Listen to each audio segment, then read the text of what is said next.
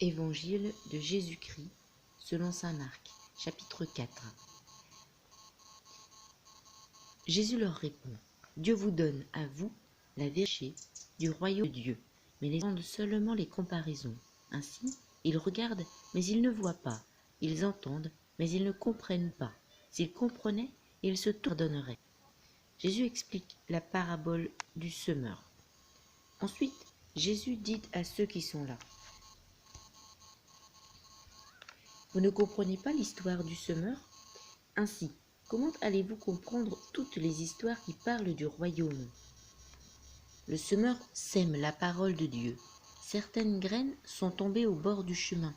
Le bord du chemin, ce sont les gens qui entendent la parole, mais Satan arrive tout de suite et il enlève la parole semée dans leur cœur. D'autres graines sont tombées dans les pierres.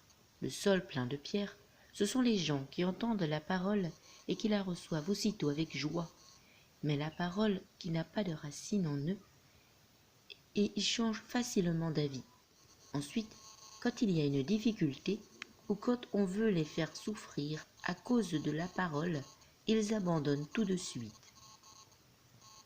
D'autres graines sont tombées au milieu des plantes épineuses. Le sol couvert de plantes épineuses, ce sont les gens qui entendent la parole, mais qui s'inquiètent pour les choses de ce monde. Ils cherchent de fausses richesses, et ils ont beaucoup d'autres désirs. À cause de cela, la parole est étouffée, et elle ne produit rien. D'autres graines sont tombées dans la bonne terre. La bonne terre, ce sont les gens qui entendent la parole et qui la reçoivent. Ils donnent des fruits, d'autres 60, d'autres 100.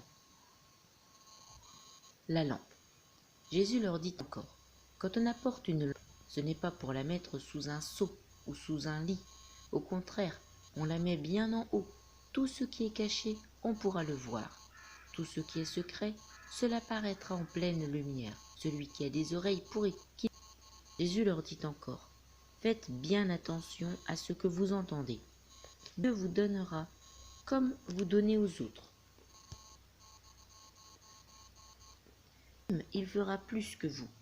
En effet, celui qui a quelque chose, on lui donnera encore plus. Mais celui qui n'a rien, on lui enlèvera même le peu de choses qu'il a. Les graines qui poussent toutes seules. Jésus dit encore: le royaume de Dieu ressemble à ceci. Un homme sème des graines dans son champ.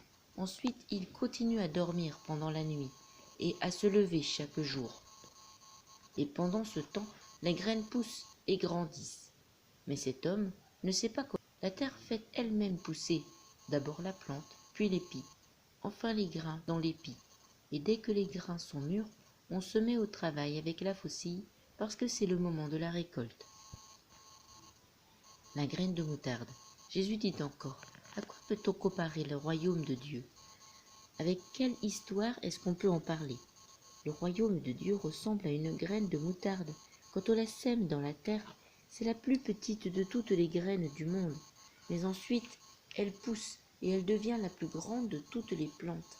Elle a des branches si grandes que les oiseaux peuvent faire leur nid sous son ombre. Jésus annonce à tout le monde la parole de Dieu en racontant beaucoup d'histoires de cette sorte.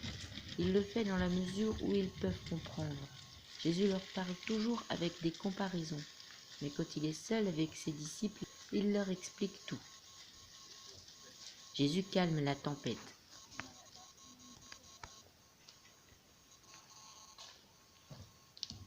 Le soir de ce jour-là, Jésus dit à ses disciples: allons de l'autre côté du lac. Ils quittent la foule et les disciples emmènent Jésus dans la barque où il se trouve. Il y a d'autres barques à côté d'eux. Un vent très violent se met à souffler. Les vagues se jettent sur la barque et beaucoup d'eau entre déjà dans la barque. Jésus est à l'arrière. Il dort, la tête sur un coussin. Ses disciples le réveillent et lui disent: Maître, nous allons mourir, cela ne te fait rien. Jésus se réveille, il menace le vent et dit au lac: Silence, calme-toi. Alors le vent s'arrête de souffler et tout devient très calme. Jésus dit à ses disciples: Pourquoi est-ce que vous avez peur? Vous n'avez donc pas encore de foi? Mais les disciples sont effrayés. et ils se disent entre eux, qui donc est cet homme? Même le vent et l'eau lui obéissent. Jésus guérit un homme qui a un esprit mauvais. Jésus et ses disciples arrivent de l'autre côté du lac, dans le pays des Géraséniens. Jésus descend de la barque. Aussitôt, un homme sort du cimetière et vient à sa rencontre. Cet homme a un esprit mauvais en lui. Il habite parmi les tombes. Personne ne peut plus les tenir attachés, même avec une chaîne. En effet, on a souvent attaché ses mains et ses pieds avec des chaînes, mais il les a toutes cassées, et personne n'a la force de le faire tenir tranquille. Tout le jour et la nuit, il vit parmi les tombes et sur les collines. Il pousse des cris et se blesse avec des pierres. Quand il voit Jésus de loin, il court et se met à genoux devant lui.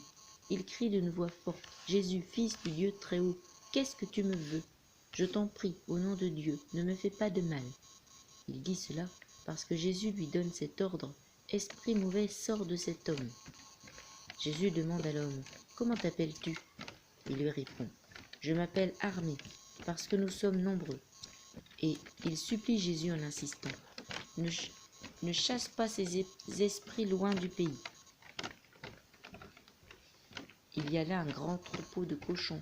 Ils cherchent leur nourriture près de la colline. Les esprits mauvais supplient Jésus en disant, « Envoie-nous dans ces cochons, laisse-nous entrer en eux. » Jésus leur donne la permission. Alors les esprits mauvais sortent de l'homme et ils entrent dans les cochons. Le troupeau compte à peu près 2000 cochons. Et ils se précipitent tous du haut de la pente dans le lac et ils se noient. Les gardiens du troupeau partent en courant. Ils vont raconter la nouvelle dans la ville et dans les villages. Les gens viennent voir ce qui s'est passé. Ils arrivent près de Jésus et voient l'homme qui avait les esprits mauvais. Il est assis, maintenant.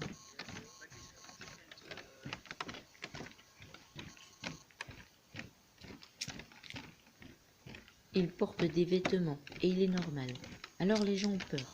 Ceux qui ont tout vu racontent aux autres ce qui est arrivé à l'homme, aux esprits mauvais. Ce qui est arrivé aux cochons. Les gens se mettent à supplier Jésus en disant « Quitte notre pays !» Jésus monte dans la barque. L'homme qui avait les esprits mauvais lui demande « S'il te plaît, je veux rester avec toi. » Jésus n'accepte pas, mais il lui dit « Retourne chez toi dans ta famille, raconte tout ce que le Seigneur a fait pour toi et comment il a eu pitié de toi. » L'homme s'en va. Il se met à annoncer dans la région des 10 villes tout ce que Jésus a fait pour lui, et tout le monde est très étonné. Jésus guérit une femme et rend la vie à une petite fille. Quand Jésus revient en barque, de l'autre côté du lac, une grande foule se rassemble autour de lui. Il est au bord du lac. Un des chefs de la maison de prière arrive. Il s'appelle Jaïr. Il voit Jésus, se jette à ses pieds et il le supplie en insistant. « Ma petite fille est mourante. Viens poser les mains sur sa tête pour qu'elle guérisse et qu'elle vive. » Jésus s'en va avec lui. Une foule nombreuse l'accompagne et les gens sont très serrés autour de Jésus.